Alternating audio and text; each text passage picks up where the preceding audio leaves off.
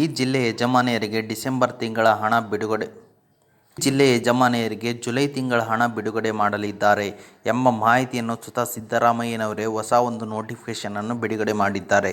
ಕಾಂಗ್ರೆಸ್ ಸರ್ಕಾರ ಜಾರಿಗೆ ತಂದಿರುವ ಮಹತ್ವಾಕಾಂಕ್ಷಿ ಯೋಜನೆಗಳಲ್ಲಿ ಗೃಹಲಕ್ಷ್ಮಿ ಯೋಜನೆ ಕೂಡ ಒಂದಾಗಿದೆ. ಈ ಯೋಜನೆಯಡಿ ಮನೆ ಪ್ರತಿ ಯಜಮಾನಿಗೆ ₹2,000 ಹಣವನ್ನು ನೀಡಲಾಗುತ್ತಿದೆ. ಈ ಯೋಜನೆಯ 12ನೇ ಕಂತಿನ ಹಣವನ್ನು ಜಿಲ್ಲಾವಾರು ವರ್ಗಾವಣೆ ಮಾಡಲಾಗುತ್ತಿದೆ. ಈ ಕೆಳಗಿನ ಜಿಲ್ಲೆಯ ಫಲಾನುಭವಿಗಳಿಗೆ ಬ್ಯಾಂಕ್ ಖಾತೆಗಳಿಗೆ ಗೃಹಲಕ್ಷ್ಮಿ ಮೂಲಕ ಹಣವನ್ನು ಜಮಾ ಮಾಡಲಾಗುತ್ತಿದೆ ಎಂಬ ಮಾಹಿತಿಯನ್ನು ಸ್ವತಃ ಸಿದ್ದರಾಮಯ್ಯನವರೇ ತಿಳಿಸಿದ್ದಾರೆ.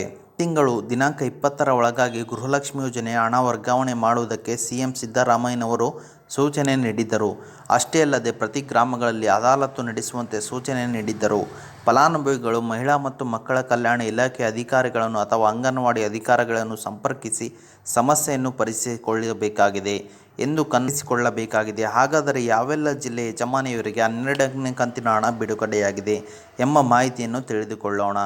ನೋಡಬಹುದು ಸ್ನೇಹಿತರೆ, ಈ ಜಿಲ್ಲೆಯ ಯಜಮಾನಿಯರಿಗೆ ಹಣ ಬಿಡುಗಡೆಯಾಗಿದೆ. ಚಿತ್ರದುರ್ಗ, 2ನೇದು ಬೆಂಗಳೂರು, 3ನೇದು ಕೋಲಾರ, ಮಂಡ್ಯ, ಬೆಳಗಾವಿ, ಬಾಗಲಕೋಟೆ, ಧಾರವಾಡ, ಹಾಸನ, ಬಿಜಾಪುರ, ಉತ್ತರ ಕನ್ನಡ, ದಾವಣಗೆರೆ, ಗದಗ, ರಾಯಚೂರು, ಕಲಬುರಗಿ ಮತ್ತು ಮೈಸೂರು ಈ ಎಲ್ಲ ಜಿಲ್ಲೆಗಳಿಗೆ ಗೃಹಲಕ್ಷ್ಮಿ ಯೋಜನೆಯ ಹಣವನ್ನು ಬಿಡುಗಡೆ ಮಾಡಲಿದ್ದೇವೆ ಎಂದು ಸ್ವತಃ ಸಿದ್ದರಾಮಯ್ಯನವರೇ ತಿಳಿಸಿರುವಂಥದ್ದು.